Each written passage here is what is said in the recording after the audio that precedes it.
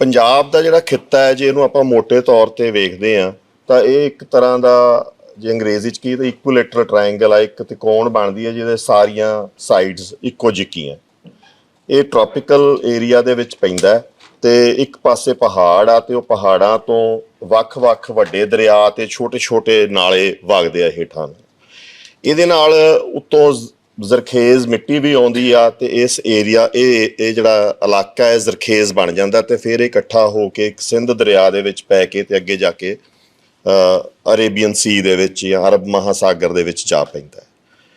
ਇਹ ਸਾਰੇ ਜਿਹੜਾ ਇਸ ਖੇਤਾ ਹੈਗਾ ਇਹਦੇ ਕਰਕੇ ਬਹੁਤ ਹੀ ਇਹਦੇ ਇੱਥੇ ਵਸੀਲੇ ਵੀ ਭਰਪੂਰ ਆ, ਜ਼ਮੀਨ ਵੀ ਜ਼ਰਖੇਜ਼ ਆ ਤੇ ਇਹਨਾਂ ਕਰਕੇ ਇੱਥੇ ਦੀ ਜਿਹੜੀ ਉਪਜ ਆ ਉਹ ਬਹੁਤ ਰਹੀ ਆ ਤੇ ਇਹ ਇਲਾਕੇ ਦੇ ਵਿੱਚ ਆਰਥਿਕਤਾ ਬਹੁਤ ਚੰਗੀ ਰਹੀ ਆ ਸਦੀਆਂ ਤੋਂ। ਪਰ ਕਿਉਂਕਿ ਆਰਥਿਕਤਾ ਚੰਗੀ ਰਹੀ ਆ, ਕਿਉਂਕਿ ਇੱਥੇ ਵਸੀਲੇ ਆ ਤੇ ਇਹਦੇ ਤੇ ਹਮੇਸ਼ਾ ਹੀ ਕੌਮਾਂਤਰੀ ਤਾਕਤਾਂ ਜਾਂ ਜਿਹੜੇ ਵੀ ਕੋਈ ਤਾਕਤਵਰ ਧਿਰ ਆ ਉਹਦੀ ਇੱਕ ਮਾੜੀ ਨਿਗਾਹ ਵੀ ਰਹੀ ਆ। ਸਾਡੇ ਤੇ ਦੋ ਤਰੀਕੇ ਦੇ ਹਮਲੇ ਹੁੰਦੇ ਆਏ ਜਾਂ ਦੋ ਤਰੀਕੇ ਨਾਲ ਸਾਡੇ ਇੱਥੇ ਲੋਕ ਮਤਲਬ ਆਪਣੇ ਵਸੀਲਿਆਂ ਦੇ ਵਿੱਚ ਲੋਕਾਂ ਦਾ ਵਸੀਲੇ ਲੁੱਟਣ ਦਾ ਜਿਹੜਾ ਤਰੀਕਾ ਚੱਲਦਾ ਹੈ। ਇੱਕ ਤਾਂ ਹਮਲਾਵਰ ਆਉਂਦੇ ਰਹੇ ਆ, ਇੱਕ ਇੱਥੇ ਬਹੁਤ ਵੱਡੀਆਂ ਆਬਾਦੀਆਂ ਵੀ ਆਉਂਦੀਆਂ ਰਹੀਆਂ ਜਿਹੜੀਆਂ ਨੂੰ ਹੋਰ ਕਿਤੋਂ ਵੀ ਜਿੱਥੇ ਉਹਨਾਂ ਪਹਾੜੀ ਇਲਾਕਿਆਂ 'ਚੋਂ ਜਾਂ ਉਹਨਾਂ ਇਲਾਕਿਆਂ 'ਚੋਂ ਜਿਹੜੇ ਜ਼ਰਖੇਜ਼ ਨਹੀਂ ਗੇ ਉੱਥੇ ਆ ਕੇ ਇੱਥੇ ਉਹਨਾਂ ਨੂੰ ਰੋਟੀ ਪਾਣੀ ਮਿਲਦਾ ਰਿਹਾ ਜਾਂ ਇੰਪਲੋਇਮੈਂਟ ਮਿਲਦੀ ਰਹੀ ਆ। ਤਾਂ ਇਹ ਪੰਜਾਬ ਦਾ ਜਿਹੜਾ ਇਹ ਏਰੀਆ, ਇੱਥੇ ਪੋਪੂਲੇਸ਼ਨ ਦਾ ਵੀ ਮਿਕਸਚਰ ਹੁੰਦਾ ਰਿਹਾ ਹਮਲਾਵਰਾਂ ਕਰਕੇ ਵੀ, ਤੇ ਇਹ ਜਿਹੜੀ ਡੈਮੋਗ੍ਰਾਫਿਕ ਕਹਿ ਲਓ ਵੀ ਪੋਪੂਲੇਸ਼ਨਸ ਜਿਹੜੀਆਂ ਆਉਂਦੀਆਂ ਰਹੀਆਂ। ਇਹਦਾ ਜਿਹੜਾ ਤੀਸਰਾ ਜਿਹੜਾ ਢੰਗ ਜਿਹਨੂੰ ਆਪਾਂ ਕਹਿੰਦੇ ਆ ਕਿ ਸਾਡੀ ਜਿਹੜੀ ਲੁੱਟ ਆ ਵਸੀਲਿਆਂ ਦੀ, ਉਹ ਇਹ ਮਾਡਰਨ ਟਾਈਮ ਦੇ ਵਿੱਚ ਹੋਣੀ ਸ਼ੁਰੂ ਹੋਈ ਆ, ਜਿਹੜੀ ਕਿ ਇਸ ਇਲਾਕੇ ਤੋਂ ਵਸੀਲਿਆਂ ਨੂੰ ਬਾਹਰ ਲਿਜਾਣ ਦੀ ਹੋਣੀ ਸ਼ੁਰੂ ਹੋਈ ਆ। ਪਹਿਲਾਂ ਆਪਾਂ ਜਿਹੜਾ ਪਹਿਲਾ ਸਿਸਟਮ ਸੀ ਆਪਾਂ ਉਹਦੇ ਤੇ ਗੱਲ ਕਰਦੇ ਹਾਂ ਕਿ ਲਾਰਜਲੀ ਜਿਹੜੇ ਦਰਿਆ ਜਾਂ ਚੋ ਵਗਦੇ ਸੀਗੇ ਉਹਨਾਂ ਦੇ ਵਿੱਚੋਂ ਪਾਣੀ ਸਮੇਂ ਨਾਲ ਬਰਸਾਤੀ ਨਾਲੇ ਵਗਣ ਕਰਕੇ ਜਾਂ ਦਰਿਆ ਜ਼ਿਆਦਾ ਵਗਣ ਕਰਕੇ ਦਰਿਆ ਓਵਰਫਲੋ ਹੋ ਜਾਂਦੇ ਸੀਗੇ। ਉਹਨੂੰ ਇੰਡੈਂਟੇਸ਼ਨ ਜਾਂ ਸਲਾਬੇ ਦੇ ਉੱਤੇ ਆਪਾਂ ਲੋਕ ਖੇਤੀ ਕਰਦੇ ਸੀਗੇ। ਸਿੰਧ ਦਰਿਆ ਦਾ ਤਾਂ ਇਹ ਵੀ ਕਿਹਾ ਜਾਂਦਾ ਹੈ ਕਿ ਉਹਦੇ ਉੱਤੇ ਜਦੋਂ ਹਾਈ ਆਪਣਾ ਫੁੱਲ ਮੂਨ ਟਾਈਮ ਹੁੰਦਾ, ਜਦੋਂ ਆਪਾਂ ਪੂਰਨਮਾਸ਼ੀ ਹੁੰਦੀ ਉਦੋਂ ਟਾਈਡ ਹੀ ਇੰਨੀ ਹਾਈ ਹੋ ਜਾਂਦੀ ਸੀ ਕਿ ਵੀ 7-8 ਫੁੱਟੋਂ ਪਾਣੀ ਚੜ੍ਹ ਜਾਂਦਾ ਸੀ, ਜਿਵੇਂ ਸਮੁੰਦਰਾਂ ਦੇ ਵਿੱਚ ਚੜ੍ਹ ਜਾਂਦਾ ਤੇ ਉਹ ਆਸੇ ਪਾਸੇ ਫੈਲ ਜਾਂਦਾ ਸੀ ਤੇ ਉਹ ਸਲਾਬੇ ਨੂੰ ਆਪਣੇ ਲੋਕ ਸੰਭਾਲ ਲੈਂਦੇ ਸੀਗੇ ਤੇ ਸਲਾਬੇ ਦੇ ਉੱਤੇ ਖੇਤੀ ਕਰਦੇ ਸੀ। ਆਈ ਚੋਆਂ ਦੇ ਆਸੇ ਪਾਸੇ ਕਰਦੇ ਸੀ ਤੇ ਸਮੇਂ ਨਾਲ ਹੌਲੀ ਹੌਲੀ ਖੂਹ ਪੱਟਣ ਲੱਗ ਗਏ, ਜਿਹੜੇ ਆਪਾਂ ਕੱਢਣ ਲੱਗ ਗਏ। ਤੇ ਜਦੋਂ ਤੱਕ ਮੁਗਲ ਕਾਲ ਆਇਆ ਤਾਂ ਪਰਸ਼ੀਅਨ ਵੀਲ ਜਿਹਨੂੰ ਆਪਾਂ ਛੇਲਟਾ ਕਹਿੰਦੇ ਆ, ਉਹ ਚੀਜ਼ਾਂ ਜਾਂ ਉਹ ਹਿਲਟਾਂ ਵਾਲਾ ਜਿਹੜਾ ਵੈਲ ਹੈਗਾ ਉਹ ਇੱਥੇ ਖੂਹ ਆ ਗਏ ਤੇ ਆਪਾਂ ਹੋਰ ਡੂੰਘੇ ਪਾਣੀ ਕੱਢਣ ਲੱਗ ਗਏ। ਲਾਰਜਲੀ ਕੋਈ ਕਨਾਲ ਸਿਸਟਮ ਐਡਾ ਡਿਵੈਲਪ ਨਹੀਂ ਕਿਸੇ ਨੇ ਕੀਤਾ ਸੀ। ਥੋੜ੍ਹੀਆਂ ਬਹੁਤ ਕਨਾਲਸ ਡਿਵੈਲਪ ਹੋਈਆਂ ਸੀ, ਨਹਿਰਾਂ ਡਿਵੈਲਪ ਹੋਈਆਂ ਸੀ ਜਿਹੜੀਆਂ ਕਿ ਫਿਰੋਜ਼ ਤੁਗਲਕ ਦੇ ਰਾਜ 'ਚ ਵੀ ਡਿਵੈਲਪ ਹੋਈਆਂ, ਉਦੋਂ ਬਾਅਦ ਮੁਗਲ ਕਾਲ ਦੇ ਵਿੱਚ ਵੀ ਹੋਈਆਂ। ਪਰ ਉਹ ਜ਼ਿਆਦਾਤਰ ਜਿਹੜੀਆਂ ਡਿਵੈਲਪ ਕੀਤੀਆਂ ਗਈਆਂ ਸੀਗੀਆਂ ਉਹ ਲੋਕਾਂ ਦੀ ਭਲਾਈ ਜਾਂ ਰੈਵਨਿਊ ਵਧਾਉਣ ਵਾਸਤੇ ਜਾਂ ਉਵੇਂ ਨਹੀਂ ਕੀਤੀਆਂ ਸੀ। ਉਹ ਰਾਜਿਆਂ ਨੇ ਆਪਦੇ ਜਿਵੇਂ ਕੋਈ ਬਾਗ ਬਗੀਚੇ ਵਾਸਤੇ, ਜਿਵੇਂ ਸ਼ਾਹ ਨਹਿਰ ਸ਼ਾਹਜਹਾਨ ਨੇ ਕੱਢੀ, ਫਿਰੋਜ਼ ਤੁਗਲਕ ਨੇ ਘੱਗਰ ਦੇ ਵਿੱਚ ਪਾਣੀ ਪਾ ਕੇ ਅੱਗੇ ਫਿਰੋਜ਼ਾਬਾਦ ਉਹਨੇ ਜਿੱਥੇ ਵਸਾਇਆ ਉੱਥੇ ਲੈ ਕੇ ਗਿਆ। ਤਾਂ ਜ਼ਿਆਦਾ ਇਹ ਜਿਹਾ ਹੀ ਇਨਵੈਸਟਮੈਂਟਸ ਹੋਈਆਂ ਸੀ, ਇਦੋਂ ਵੱਧ ਕੁਛ ਨਹੀਂ ਇੱਥੇ ਹੋਇਆ ਸੀਗਾ। ਜਦੋਂ ਅੰਗਰੇਜ਼ ਆਉਣਾ ਸ਼ੁਰੂ ਹੁੰਦਾ ਉਦੋਂ ਟੈਕਨੋਲੋਜੀ ਆਉਂਦੀ ਆ, ਉਦੋਂ ਨਵੀਂ ਤਕਨੀਕ ਆਉਂਦੀ ਆ। ਤੇ ਹਲੇ ਰਣਜੀਤ ਸਿੰਘ ਸਿੱਖ ਰਾਜ ਉਦੋਂ ਸੀਗਾ ਜਦੋਂ ਅੰਗਰੇਜ਼ ਨੇ ਪੰਜਾਬ ਦੇ ਸਰਵੇ ਸ਼ੁਰੂ ਕਰ ਦਿੱਤੇ ਸੀਗੇ। ਪਹਿਲੀ ਜੰਗ ਤੋਂ ਤੇ ਦੂਜੀ ਜੰਗ ਦੇ ਵਿਚਾਲੇ ਜੇ ਇੱਕ ਵਿਲੀਅਮ ਬ੍ਰੇਡ ਸਮਿਥ ਨਾਂ ਦਾ ਇੱਕ ਇੰਜੀਨੀਅਰ ਸੀ ਜਿਹਨੇ ਪੰਜਾਬ ਦੇ ਸਾਰੇ ਦਬਾਬ ਜਿਹੜੇ ਸੀਗੇ ਉਹਨਾਂ ਦਾ ਇੱਕ ਸਰਵੇ ਕੀਤਾ ਤੇ ਉਹਨੇ ਇਹ ਦੱਸਿਆ ਕਿ ਵੀ ਇਹ ਬੈਸਟ ਅਲੂਵੀਅਲ ਸੋਇਲ ਹੈਗੀ ਆ ਤੇ ਸਭ ਤੋਂ ਚੰਗੀ ਖੇਤੀ ਹੋ ਸਕਦੀ ਆ, ਇਹ ਬੈਸਟ ਇੰਟਰਕਨੈਕਸ਼ਨਸ ਆਪਾਂ ਬਣਾ ਸਕਦੇ ਆ ਤੇ ਇੱਥੇ ਜੇ ਆਪਾਂ ਖੇਤੀ ਕਰੀਏ ਤਾਂ ਉਹਦਾ ਰੈਵਨਿਊ ਬਹੁਤ ਜ਼ਿਆਦਾ ਹੋ ਸਕਦਾ। ਸੋ ਆਪਾਂ ਨੂੰ ਇੱਕ ਇਹ ਵੀ ਪਤਾ ਲੱਗਦਾ ਹੈ ਕਿ ਵੀ ਅੰਗਰੇਜ਼ ਦੀ ਅੱਖ ਸ਼ਾਇਦ ਉਸੇ ਟਾਈਮ ਤੋਂ ਹੀ ਇਸ ਧਰਤੀ ਤੇ ਸੀਗੀ, ਕਿਸੇ ਨਾ ਕਿਸੇ ਢੰਗ ਨਾਲ ਉਹ ਲੈਣਾ, ਇੱਥੇ ਕਬਜ਼ਾ ਕਰਨਾ ਚਾਹੁੰਦੇ ਸੀ, ਤਾਂ ਹੀ ਉਹ ਸਰਵੇ ਹੋ ਰਹੇ ਸੀਗੇ।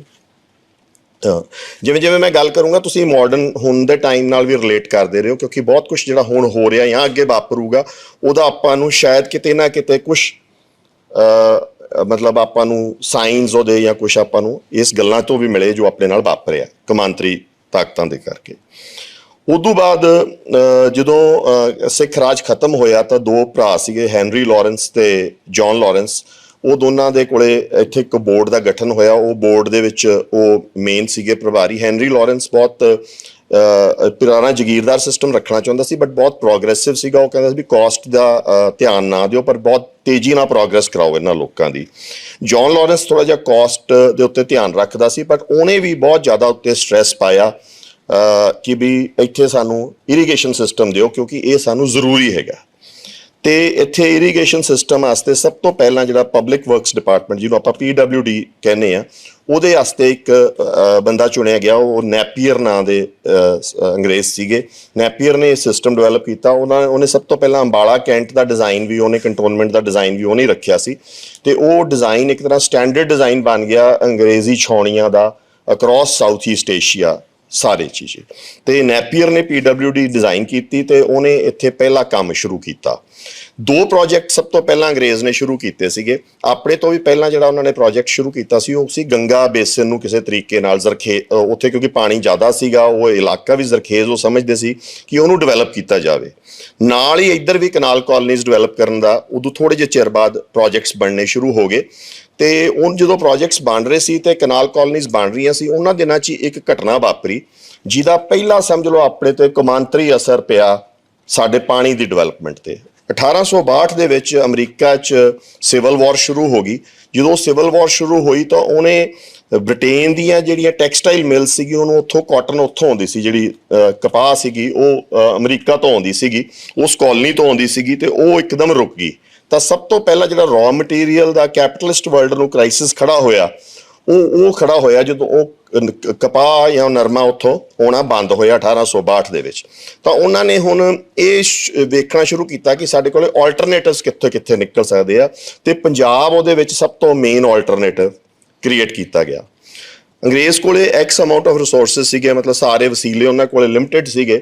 ਤਾਂ ਉਹਨਾਂ ਕੋਲੇ ਇੱਕ ਕੰਪੀਟੀਸ਼ਨ ਸੀਗਾ ਕਿ ਕੀ ਅਸੀਂ ਇੱਥੇ ਰੇਲਵੇ ਪਹਿਲਾਂ ਡਿਵੈਲਪ ਕਰੀਏ ਕਿ ਪਹਿਲਾਂ ਇੱਥੇ ਪਾਣੀ ਇਰੀਗੇਸ਼ਨ ਡਿਵੈਲਪ ਕਰੀਏ, ਕਿਉਂਕਿ ਜੇ ਇਰੀਗੇਸ਼ਨ ਡਿਵੈਲਪ ਹੋ ਜਾਂਦਾ ਹੈ ਤੇ ਫਸਲਾਂ ਹੋ ਵੀ ਜਾਂਦੀਆਂ, ਤੇ ਜੇ ਰੇਲਵੇਜ਼ ਹੈ ਨਹੀਂ ਤਾਂ ਅਸੀਂ ਮੂਵ ਕਿਵੇਂ ਕਰਾਂਗੇ, ਟਰਾਂਸਪੋਰਟ ਕਿਵੇਂ ਕਰਾਂਗੇ।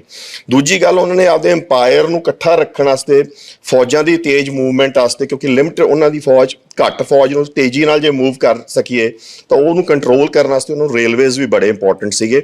ਤਾਂ ਇਹ ਇੱਕ ਤਰ੍ਹਾਂ ਦਾ ਉਹਨਾਂ ਨੂੰ ਕੰਪੀਟਿੰਗ ਰਿਸੋਰਸਿਸ ਸੀ।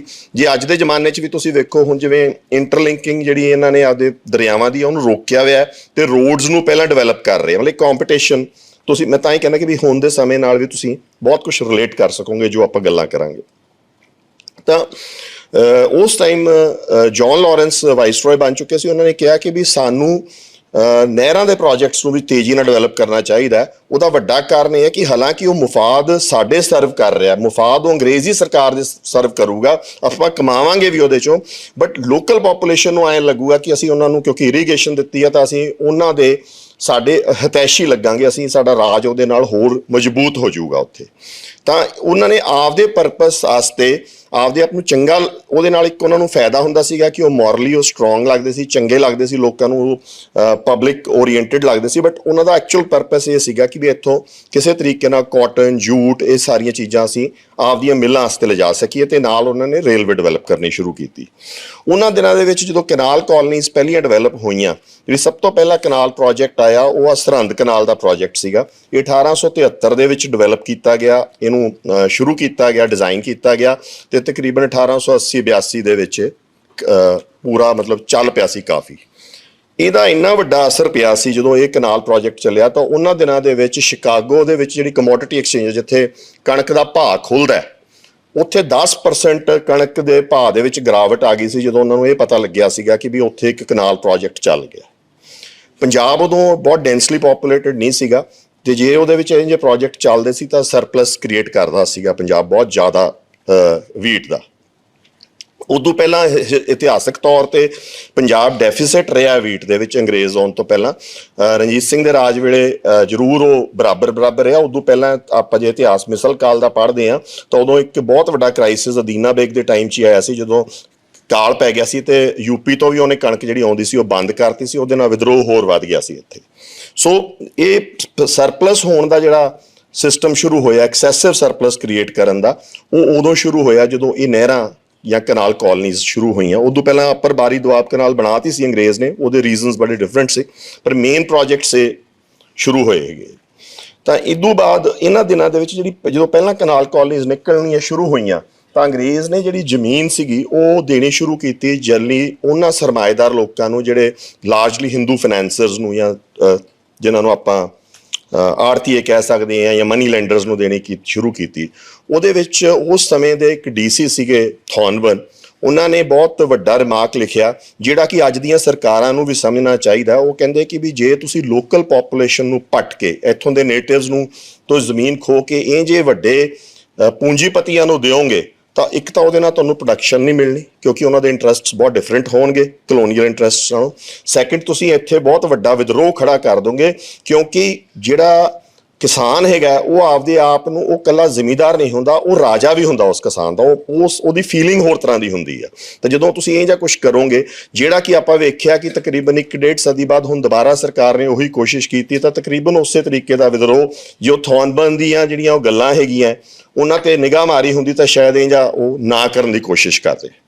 ਸੋ ਮੋਟਾ ਅੰਗਰੇਜ਼ ਵੇਲੇ ਐਂ ਚੱਲਦਾ ਗਿਆ, ਪਰ ਅੰਗਰੇਜ਼ ਨੇ ਪਾਣੀ ਦੇ ਉੱਤੇ ਕਾਬੂ ਪਾਉਣ ਵਾਸਤੇ ਕਾਨੂੰਨ ਲਿਆਉਣੇ ਸ਼ੁਰੂ ਕਰਤੇ। ਪਹਿਲਾਂ ਇਹ ਜੇ ਕੋਈ ਕਾਨੂੰਨ ਨਹੀਂ ਹੁੰਦੇ ਸੀਗੇ। ਪਹਿਲਾਂ ਕਨਾਲ ਐਕਟ ਅਕਬਰ ਨੇ ਵੀ ਲਿਆਂਦਾ, ਫਿਰੋਜ਼ ਸ਼ਾਹ ਤੁਗਲਕ ਨੇ ਵੀ ਲਿਆਂਦਾ, ਬਟ ਉਹ ਬੜਾ ਬੈਨੀਵੋਲੈਂਟ ਜਿਹਾ ਕਨਾਲ ਐਕਟ ਸੀਗਾ ਕਿ ਅਸੀਂ ਜੀ ਨਹਿਰਾਂ ਬਣਾਵਾਂਗੇ ਤਾਂ ਕਿ ਲੋਕਾਂ ਨੂੰ ਫਾਇਦਾ ਹੋਵੇ, ਲੋਕਾਂ ਨੂੰ ਕਿਸਾਨਾਂ ਨੂੰ ਪਾਣੀ ਮਿਲੇ, ਅਸੀਂ ਖੂਹ ਪੱਟਾਂਗੇ, ਫਲਾਨਾ ਕਰਾਂਗੇ। ਉਹ ਮਤਲਬ ਕਿਤੇ ਨਾ ਕਿਤੇ ਕੁਦਰਤ ਦੇ ਡਰ ਤੋਂ ਜਾਂ ਆਪਦੀ ਪ੍ਰਜਾ ਦੇ ਵਾਸਤੇ ਇਹ ਕੰਮ ਕਰਦੇ ਸੀਗੇ। ਅੰਗਰੇਜ਼ ਨੇ 1875 ਦੇ ਵਿੱਚ ਪਹਿਲਾ Northern India canal and drainage act ਲਿਆਂਦਾ, ਜਿਹਦੇ ਵਿੱਚ ਉਹਨੇ ਇਹ ਕਿਹਾ ਕਿ ਜਿਹੜਾ ਸਰਫੇਸ ਦੇ ਉੱਤੇ ਪਾਣੀ ਹੈ, ਜਿਹੜਾ ਪਾਣੀ ਤਹਿ ਦੇ ਉੱਤੇ ਹੈਗਾ, ਉਹਦੀ ਜਿਹੜੀ ਮਲਕੀਅਤ ਆ ਉਹ ਸਰਕਾਰ ਕੋਲੇ ਸ਼ਿਫਟ ਹੋਈ। ਇਹ ਪਹਿਲਾ ਵਾਰੀ ਪਾਣੀ ਦੀ ਮਲਕੀਅਤ ਰਾਈਪੇਰੀਅਨ ਰਾਈਟਸ ਤੋਂ ਸ਼ਿਫਟ ਹੋ ਕੇ ਗਵਰਨਮੈਂਟ ਦੇ ਕੋਲੇ ਚਲੀ ਗਈ ਜਾਂ ਸਰਕਾਰ ਕੋਲੇ ਜਾਂਦੀ ਰਹੀ। ਹਾਲਾਂਕਿ ਉਹ ਚਾਹੇ ਸੂਬਾ ਸਰਕਾਰ ਕੋਲੇ ਗਈ, ਬਟ ਉਹ ਪ੍ਰਾਈਵੇਟ ਹੈਂਡਸ ਤੋਂ ਜਾਂ ਕਿਸਾਨ ਦੇ ਹੱਥੋਂ ਨਿਕਲ ਕੇ ਸਰਕਾਰ ਦੇ ਹੱਥ 'ਚ ਜਾਣੀ ਸ਼ੁਰੂ ਹੋ ਗਈ। ਉਦੋਂ ਬਾਅਦ ਨੰਬਰ ਆਫ ਐਕਟਸ ਹੋਰ ਆਏ, ਪਰ ਕਦੀ ਵੀ ਸੂਬੇ ਤੋਂ ਬਾਹਰ ਪਾਣੀ ਨਹੀਂ ਜਾਂਦਾ ਸੀ ਕਿਉਂਕਿ PWD ਡਿਪਾਰਟਮੈਂਟ ਬਣਾਇਆ ਸੀ। ਹੋਰ ਵੀ ਬੜੇ ਕਾਰਨ ਸੀ ਜਿਹਦੇ ਕਰਕੇ ਪਾਣੀ ਨੂੰ ਜਿਹੜਾ ਉਸ ਸੂਬੇ ਦਾ ਜਾਂ ਉਸ ਰਾਈਪੇਰੀਅਨ ਇਲਾਕੇ ਦੇ ਵਿੱਚ ਹੀ ਸੀਮਤ ਰੱਖਿਆ ਸੀ ਅੰਗਰੇਜ਼ ਨੇ। ਪਰ 1880-85 ਦੇ ਕਰੀਬ ਰਾਜਸਥਾਨ ਦੇ ਵਿੱਚ ਬਹੁਤ ਵੱਡਾ ਅਕਾਲ ਪਿਆ, ਬੀਕਾਨੇਰ ਸਟੇਟ ਦੇ ਵਿੱਚ ਵੀ ਬਹੁਤ ਵੱਡਾ ਅਕਾਲ ਪਿਆ।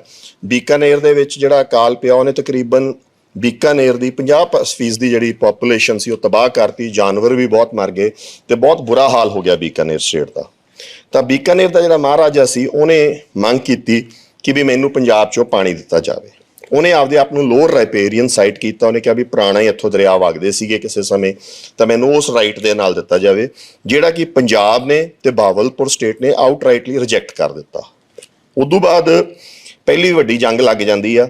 ਪਹਿਲੀ ਜੰਗ ਜਿਹੜੀ ਲੱਗਦੀ ਆ ਉਹਦੇ ਵਿੱਚ ਅੰਗਰੇਜ਼ ਨੂੰ ਮੈਨ ਪਾਵਰ ਦੀ ਸਪੋਰਟ ਦੀ ਬਹੁਤ ਲੋੜ ਪਈ, ਤਾਂ ਉਹਨਾਂ ਨੇ ਉਦੋਂ ਬੀਕਾਨੇਰ ਸਟੇਟ ਨੇ ਬਹੁਤ ਜ਼ਿਆਦਾ ਮਦਦ ਕੀਤੀ ਅੰਗਰੇਜ਼ ਦੀ। ਇੰਨੀ ਜ਼ਿਆਦਾ ਮਹਾਰਾਜਾ ਗੰਗਾ ਸਿੰਘ ਦਾ ਇੰਨਾ ਜ਼ਿਆਦਾ ਰਸੂਖ ਸੀ ਅੰਗਰੇਜ਼ਾਂ ਨਾਲ ਕਿ ਜਿਹੜੀ ਟ੍ਰੀਟੀ ਆਫ ਵਰਸੇਲਸ ਹੋਈ ਸੀ, ਜਿੱਥੇ ਫਾਈਨਲ ਸੰਧੀ ਹੋਈ ਸੀ, ਉਹਦੇ ਸਿਗਨੇਟਰੀ ਵੀ ਸੀਗੇ ਆਪਣਾ ਮਹਾਰਾਜਾ ਗੰਗਾ ਸਿੰਘ। 100 ਸਿਗਨੇਟਰੀ ਸੀ, ਉਹਨਾਂ 'ਚੋਂ ਇੱਕ ਸਿਗਨੇਟਰੀ ਉਹ ਸੀਗੇ।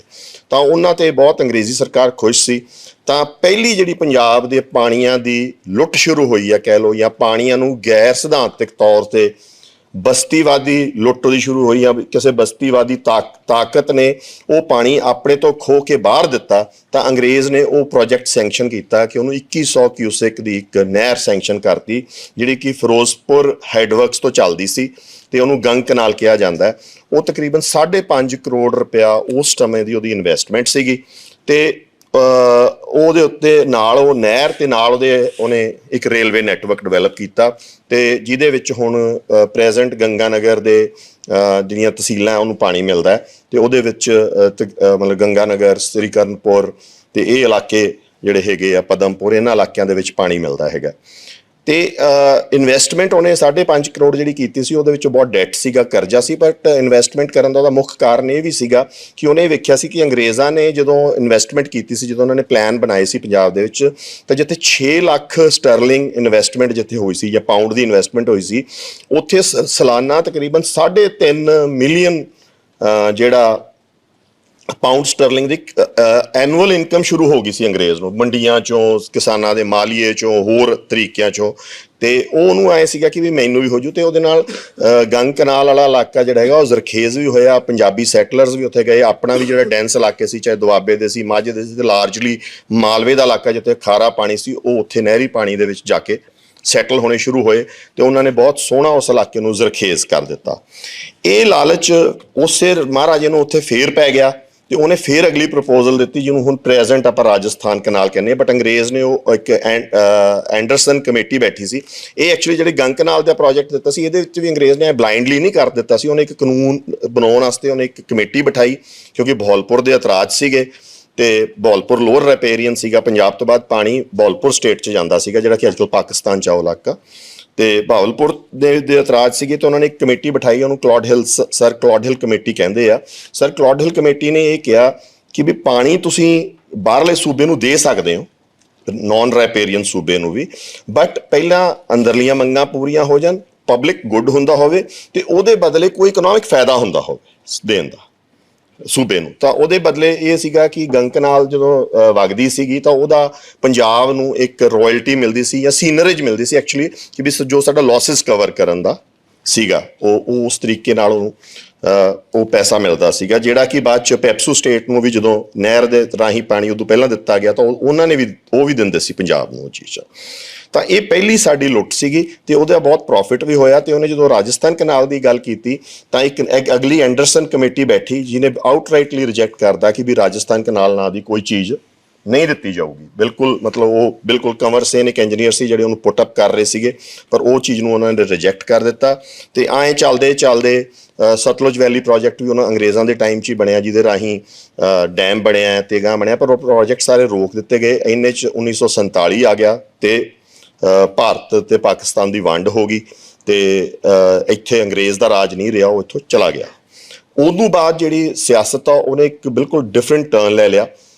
ਨਹਿਰੂ ਪ੍ਰਧਾਨ ਮੰਤਰੀ ਸੀਗੇ ਭਾਰਤ ਦੇ, ਤੇ ਉਦੋਂ ਦੀ ਆਪਾਂ ਥੋੜ੍ਹਾ ਜਿਹਾ ਕੌਮਾਂਤਰੀ ਸਿਆਸਤ ਨੂੰ ਸਮਝ ਲੈਂਦੇ ਹਾਂ, ਥੋੜ੍ਹਾ ਜਿਹਾ ਭਾਰਤ ਦੀ ਆਰਥਿਕਤਾ ਨੂੰ ਸਮਝ ਲੈਂਦੇ ਹਾਂ, ਫਿਰ ਆਪਾਂ ਨੂੰ ਇਹ ਸਮਝਣਾ ਸੌਖਾ ਹੋ ਜਾਊਗਾ ਕਿ ਵੀ ਇਹ ਪਾਣੀ ਕਿਉਂ ਗਿਆ ਸਾਡਾ, ਤੇ ਇਹਦਾ ਅੱਗੇ ਅੱਗੇ ਕੀ ਸਾਡੇ ਕੋਲ ਰਸਤੇ ਆ। ਜਦੋਂ ਦੂਜੀ ਜੰਗ ਖਤਮ ਹੁੰਦੀ ਆ ਤਾਂ ਜਿਹੜਾ ਟਕਰਾਅ ਪਹਿਲਾਂ ਨਾਜ਼ੀ ਜਰਮਨੀ ਨਾਲ ਸੀਗਾ, ਉਹ ਵੈਸਟਰਨ ਤਾਕਤਾਂ ਦਾ ਜਿਹੜਾ ਟਕਰਾਅ ਉਹ ਘੁੰਮ ਕੇ ਰੂਸ ਨਾਲ ਹੋ ਗਿਆ, ਕਮਿਊਨਿਜ਼ਮ ਨਾਲ ਹੋ ਗਿਆ ਉਹਨਾਂ ਦਾ ਟਕਰਾਅ। ਜਦੋਂ ਉਹ ਟਕਰਾਅ ਹੋਇਆ, ਪਰ ਉਦੋਂ ਉਹਨਾਂ ਦਿਨਾਂ 'ਚ ਹੀ ਅਮਰੀਕਾ ਨੇ ਆਪਦੇ ਆਪ ਨੂੰ ਵਰਲਡ ਪੋਲਿਟਿਕਸ 'ਚੋਂ ਵੀ ਕੱਢਣ ਦੀ ਕੋਸ਼ਿਸ਼ ਕੀਤੀ, ਇੰਪੀਰੀਅਲਿਜ਼ਮ 'ਚੋਂ ਵੀ ਕੱਢਣ ਦੀ ਕੋਸ਼ਿਸ਼ ਕੀਤੀ। ਅਮਰੀਕਾ ਨਵਾਂ ਹੀ ਆਇਆ ਸੀਗਾ ਵਰਲਡ ਪੋਲਿਟਿਕਸ ਦੇ ਵਿੱਚ, ਤੇ ਬਾਈ ਫੋਰਸ ਸਮਝਦਾ ਸੀ, ਪਰਲ ਹਾਰਬਰ ਦੇ ਅਟੈਕ ਕਰਕੇ ਉਹਨੂੰ ਆਉਣਾ ਪੈ ਗਿਆ ਸੀਗਾ।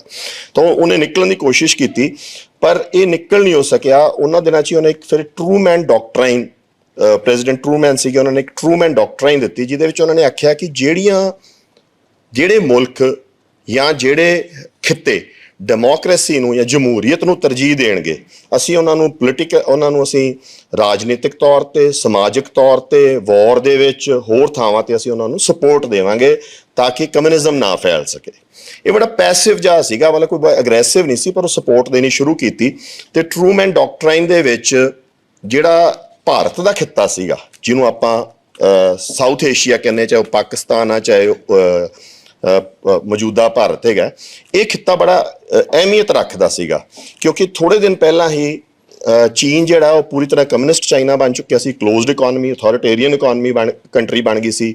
ਦੂਜੇ ਪਾਸੇ ਰੂਸ ਪਹਿਲਾਂ ਹੀ ਕਮਿਊਨਿਸਟ ਸੀਗਾ, ਤੇ ਉਹਦਾ ਇਨਫਲੂਐਂਸ ਅਫਗਾਨਿਸਤਾਨ ਤੱਕ ਬਹੁਤ ਸਟਰੋਂਗ ਬਣਦਾ ਪਿਆ ਸੀਗਾ, ਅੰਗਰੇਜ਼ ਜਾ ਚੁੱਕਿਆ ਸੀ ਇੱਥੋਂ। ਤਾਂ ਇਸ ਖਿੱਤੇ ਨੂੰ ਡੈਮੋਕ੍ਰੇਸੀ ਦੇ ਤੌਰ ਤੇ ਮਜ਼ਬੂਤ ਕਰਨਾ ਬਹੁਤ ਉਹਨਾਂ ਵਾਸਤੇ ਅਹਿਮ ਸੀਗਾ। ਪਰ ਇਹਦੇ ਵਿੱਚ ਇੱਕ ਬਹੁਤ ਵੱਡਾ ਉਹਨਾਂ ਨੂੰ ਇੱਕ ਚੈਲੰਜ ਵੀ ਆਉਂਦਾ ਸੀਗਾ ਕਿ ਪਾਕਿਸਤਾਨ ਤੇ ਭਾਰਤ ਜਿਹੜੇ ਉਹਨਾਂ ਦੇ ਵਿੱਚ 3-4 ਬੜੀਆਂ ਮੇਜਰ ਪ੍ਰੋਬਲਮ ਸੀਗੀਆਂ, ਜਿਹਦੇ ਕਰਕੇ ਉਹਨਾਂ ਨੂੰ ਹੈਂਡਲ ਕਰਨਾ ਬੜਾ ਮੁਸ਼ਕਿਲ ਸੀਗਾ ਕਿ ਜੇ ਉਹਨਾਂ ਦਾ ਕਨਫਲਿਕਟ ਆ ਸਕਦਾ ਸੀ। ਤੇ ਉਹ ਉਸ ਸਮੇਂ ਨਹਿਰੂ ਨੇ ਵੀ ਵਿਜ਼ਿਟ ਕੀਤੀ ਅਮਰੀਕਾ, ਤੇ ਉਹਨਾਂ ਦਿਨਾਂ ਦੇ ਵਿੱਚ ਹੀ ਆਪਣਾ ਲਿਆਕਤ ਅਲੀ ਉਦੋਂ ਬਾਅਦ ਜਿਹੜੇ ਆਪਣਾ ਪਾਕਿਸਤਾਨ ਦੇ ਪ੍ਰਾਈਮ ਮਿਨਿਸਟਰ ਸੀ, ਉਹ ਵੀ USA ਗਏ।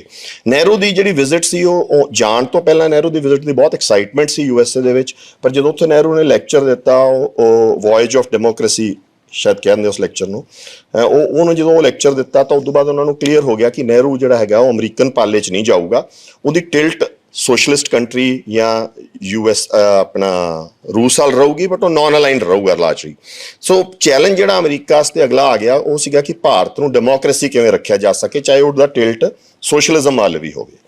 ਦੂਸਰਾ ਚੈਲੰਜ ਉਹਨਾਂ ਨੂੰ ਇੱਕ ਹੋਰ ਖੜਾ ਹੋ ਗਿਆ, ਉਹ ਇਹ ਸੀਗਾ ਕਿ ਮਿਡਲ ਈਸਟ ਦੇ ਵਿੱਚ, ਈਰਾਨ ਦੇ ਵਿੱਚ ਮੁਹੰਮਦ ਮੁਸਾਦੇਗ ਨਾਂ ਦਾ ਇੱਕ ਬੰਦਾ ਸੀਗਾ ਜਿਹੜਾ ਪਾਵਰ 'ਚ ਆ ਗਿਆ ਸੀਗਾ ਈਰਾਨ ਦੇ ਵਿੱਚ। ਉਹਨੇ ਸਾਰੇ ਜਿਹੜੇ ਆਇਲ ਸੀਗਾ ਸਾਰਾ ਉਹ ਨੈਸ਼ਨਲਾਈਜ਼ ਕਰਤਾ। ਦੂਜੇ ਪਾਸੇ ਇਰਾਕ ਜਿਹੜਾ ਸੀ ਉਹ ਲਾਰਜਲੀ ਅਨਸਟੇਬਲ ਸੀ ਤੇ ਕਦੀ ਉਧਰ ਹੋ ਜਾਂਦਾ ਸੀ, ਕਦੀ ਰੂਸ ਵੱਲ ਟਿਲਟ ਕਰ ਜਾਂਦਾ ਸੀ। ਅਰਬਾਂ ਦੇ ਵਿੱਚ ਵੀ ਬਹੁਤ ਅਨਸਟੇਬਿਲਿਟੀ ਸੀ। ਸੋ ਉਹਨਾਂ ਨੂੰ ਮਿਡਲ ਈਸਟ ਨੂੰ ਦੇ ਉੱਤੇ ਆਪਦੇ ਆਪ ਨੂੰ ਸਟਰੋਂਗ ਕਰਨ ਵਾਸਤੇ ਉਹਨਾਂ ਨੂੰ ਟਰਕੀ ਤੇ ਪਾਕਿਸਤਾਨ ਬਹੁਤ ਇੰਪੋਰਟੈਂਟ ਪਿਵਟ ਸੀਗੇ, ਜਿਹਦੇ ਵਿੱਚ ਉਹਨਾਂ ਨੂੰ ਹਥਿਆਰ ਦੇਣਾ ਬਹੁਤ ਜ਼ਰੂਰੀ ਸੀ। ਪਰ ਜੋ ਵੱਧ ਹਥਿਆਰ ਦਿੰਦੇ ਸੀ ਤਾਂ ਪਾਕਿਸਤਾਨ ਉਹ ਹਥਿਆਰ ਕਸ਼ਮੀਰ ਦੇ ਆਲੇ ਪਾਸੇ ਹਿੰਦੁਸਤਾਨ ਤੇ ਵੀ ਵਰਤ ਸਕਦਾ ਸੀ। ਤਾਂ ਇੰਡੀਆ ਨੂੰ ਵੀ ਉਹਨਾਂ ਨੇ ਖੁਸ਼ ਰੱਖਣਾ ਬਹੁਤ ਜ਼ਰੂਰੀ ਸੀ। ਹਿੰਦੁਸਤਾਨ ਦੇ ਵਿੱਚ ਦੋ ਦਿੱਕਤਾਂ ਸੀ ਕਿ ਇੱਕ ਤਾਂ ਕੀ ਆ ਕਿ ਪਾਕਿਸਤਾਨ ਕੋਈ ਐਡਵੈਂਚਰ ਨਾ ਕਰ ਸਕੇ ਹਿੰਦੁਸਤਾਨ ਨਾਲ। ਦੂਸਰਾ ਉਹਨਾਂ ਨੂੰ ਇਹ ਸੀਗਾ ਕਿ ਇੱਥੇ ਭੁੱਖਮਰੀ ਬਹੁਤ ਫੈਲ ਰਹੀ ਸੀ ਤੇ ਜੇ ਭੁੱਖਮਰੀ ਵੱਧਦੀ ਆ ਤਾਂ ਉਹਦੇ ਨਾਲ ਕਮਿਊਨਿਜ਼ਮ ਦਾ ਆਉਣ ਦਾ ਖਤਰਾ ਵੱਧਦਾ ਸੀਗਾ। ਤਾਂ ਇੱਥੇ ਜਿਹੜਾ PL 480 ਨਾਂ ਦਾ ਇੱਕ ਪਬਲਿਕ ਲੈਜਿਸਲੇਸ਼ਨ 480 ਦੇ ਤਹਿਤ ਕਣਕ ਮਿਲਣ ਦੇਣੀ ਸ਼ੁਰੂ ਕੀਤੀ ਉਹਨਾਂ ਨੇ। ਇੱਕ ਵਾਰੀ ਉਹ ਡਿਲੇ ਹੋ ਗਈ ਸੀ, ਉਸ ਟਾਈਮ ਰੂਸ ਨੇ ਫਟਾਫਟ ਸਿੱਟਤੀ ਸੀ ਤਾਂ ਉਹਦੇ ਤੋਂ ਉਹਨਾਂ ਨੂੰ ਡਰ ਹੋਰ ਵੱਧ ਗਿਆ ਤੇ ਉਹਨਾਂ ਨੇ ਫਟਾਫਟ ਉਹ ਮਤਲਬ ਇੰਨੀ ਜ਼ਿਆਦਾ ਲੋੜ ਸੀਗੀ ਕਿ ਭਾਰਤ ਦੇ ਉੱਤੇ ਤਕਰੀਬਨ ਉਹਨਾਂ ਦਿਨਾਂ ਦੇ ਵਿੱਚ ਸਾਲਾਨਾ 100 ਕਰੋੜ ਦਾ ਡੈਟ ਖੜਾ ਹੁੰਦਾ ਸੀ ਬਾਹਰੋਂ ਕਣਕ ਇੰਪੋਰਟ ਕਰਨ ਦਾ। ਤੇ ਉਹ ਕਣਕ ਦੀ ਜਿਹੜੀ ਸ਼ਿਪ ਟੂ ਮਾਊਥ ਕਹਿੰਦੇ ਸੀ ਉਹਨੂੰ, ਕਿ ਹਰ ਘੰਟੇ ਬਾਅਦ ਇੱਕ ਸਮੁੰਦਰੀ ਬੇੜਾ ਉੱਥੋਂ ਕਣਕ ਲੈ ਕੇ ਭਾਰਤ ਨੂੰ ਚੱਲਦਾ ਸੀਗਾ। ਤੇ ਉਹ PL 480 ਜਿਹਨੂੰ ਲਾਲ ਕਣਕ ਵੀ ਆਪਣੇ ਬਜ਼ੁਰਗ ਕਹਿੰਦੇ ਰਹੇ ਆ, ਉਹ ਇੱਥੇ ਆਉਂਦੀ ਸੀਗੀ। ਉਹ ਘਾਹ ਹੀ ਸੀਗਾ ਐਕਚੁਅਲੀ ਮੈਕਸੀਕਨ, ਜਿਹਦੇ 'ਚ ਉਹ ਕਣਕ ਸੀਗੀ। ਆਪਾਂ ਨਹੀਂ ਮਤਲਬ ਆਪਣੀ ਦੇਸੀ ਕਣਕ ਉਹਦੇ ਨਾਲ ਬਹੁਤ ਟੇਸਟੀ ਸੀਗੀ। ਪਰ ਉਹ ਭੁੱਖਮਰੀ ਨੂੰ ਖਤਮ ਕਰਨ ਵਾਸਤੇ ਅੰਗਰੇਜ਼ ਨੇ ਉਹ ਇੱਥੇ ਦੇਣੀ ਸ਼ੁਰੂ ਕੀਤੀ। ਸੋ ਵੱਡੇ ਜਿਹੜੇ ਚੈਲੰਜਸ ਸੀਗੇ ਅਮਰੀਕਾ ਦੇ ਉਹ ਇਹ ਸੀਗੇ ਕਿ ਕਿਵੇਂ ਨਾ ਕਿਵੇਂ ਭਾਰਤ ਤੇ ਪਾਕਿਸਤਾਨ ਦੇ ਵਿੱਚ ਕੋਈ ਜੰਗ ਨਾ ਹੋ ਜੇ। ਸੈਕਿੰਡ, ਉਹਨਾਂ ਦੇ ਵਿੱਚ ਇੱਥੇ ਭੁੱਖਮਰੀ ਨਾ ਫੈਲ ਜੇ ਤਾਂ ਕਿ ਕਮਿਊਨਿਜ਼ਮ, ਉਹਨਾਂ ਦਾ ਮਕਸਦ ਸਿਰਫ ਕਮਿਊਨਿਜ਼ਮ ਨੂੰ ਰੋਕਣਾ ਸੀਗਾ ਕਿਸੇ ਢੰਗ ਨਾਲ ਵੀ, ਕਿ ਕਿਸੇ ਤਰੀਕੇ ਦੀ ਅਥਾਰਟੇਰੀਅਨ ਕਮਿਊਨਿਜ਼ਮ ਵੀ ਨਹੀਂ, ਰਾਦਰ ਡੈਮੋਕ੍ਰੇਸੀ ਦੀ ਬਦਲੇ ਅਥਾਰਟੇਰੀਅਨ ਸਰਕਾਰ ਨਾਲ ਜੇ। ਅੱਜ ਤਕਰੀਬਨ ਹਾਲਾਤ ਉਂਝੇ ਦੁਬਾਰਾ ਬਣੇ ਪਏ ਆ। ਇੱਕ ਪਾਸੇ ਅਥਾਰਟੇਰੀਅਨ ਸਰਕਾਰਾਂ ਰੂਸ ਦੀਆਂ ਤੇ ਚੀਨ ਦੀਆਂ ਜਿਹੜੀਆਂ ਦੁਬਾਰਾ ਸਿਰ ਚੁੱਕ ਚੁੱਕੀਆਂ। ਇੱਕ ਪਾਸੇ ਅਮਰੀਕਾ ਚਾਹੁੰਦਾ ਹੈ ਕਿ ਵੀ ਕਿਸੇ ਨਾ ਕਿਸੇ ਰੂਪ 'ਚ ਚਾਹੇ ਟੁੱਟੀ ਭੱਜੀ ਜੀ ਡੈਮੋਕ੍ਰੇਸੀ ਵੀ ਇੱਥੇ ਬਚੀ ਰਹਿਣੀ ਚਾਹੀਦੀ ਹੈਗੀ ਆ। ਸੋ ਅਸੀਂ ਫੇਰ ਉਸੇ ਹੀ ਕਿਸੇ ਸਮੇਂ ਦੇ ਵਿੱਚ ਪਹੁੰਚ ਗਏ ਹਾਂ ਅੱਜ ਦੇ ਵਿੱਚ ਵੀ, ਤੇ ਉੱਥੇ ਟਕਰਾਅ ਫੇਰ ਉਹ ਕੌਮਾਂਤਰੀ ਤਾਕਤਾਂ ਦਾ ਇੱਥੇ ਨਜ਼ਰ ਆ ਰਿਹਾ ਬਣਦਾ ਆਪਾਂ ਨੂੰ। ਜਿਹੜੇ ਆਪਾਂ ਹਾਲਾਤ ਵੇਖ ਰਹੇ ਹਾਂ ਉੱਥੇ ਕਿਤੇ ਨਾ ਕਿਤੇ ਉਹਨਾਂ ਦੀ ਇੰਟਰਫੇਰੈਂਸਿਸ ਵੀ ਆ ਰਹੀਆਂ। ਤਾਂ ਇਹਨਾਂ ਹਾਲਾਤਾਂ ਦੇ ਵਿੱਚ ਇੱਕ ਐਟੋਮਿਕ ਐਨਰਜੀ ਕਮਿਸ਼ਨ ਦੇ ਚੇਅਰਮੈਨ ਸੀਗੇ ਜਿਹੜੇ ਰਿਟਾਇਰ ਹੋ ਚੁੱਕੇ ਸੀ, ਲਿਲੈਂਥੀਅਲ। ਉਹ ਭਾਰਤ ਉਹਨਾਂ ਨੇ ਆਉਣ ਦੀ ਸੋਚੀ ਕਿ ਵੀ ਮੈਂ ਭਾਰਤ ਜਾ ਕੇ ਆਵਾਂ, ਤੇ ਉਹ ਇੱਥੇ ਵਿਜ਼ਿਟ ਕੀਤੀ ਉਹਨਾਂ ਨੇ। ਉਹ 3 ਹਫ਼ਤੇ ਨਹਿਰੂ ਦੇ ਨਾਲ ਤੀਨ ਮੂਰਤੀ ਭਵਨ ਰਹੇ।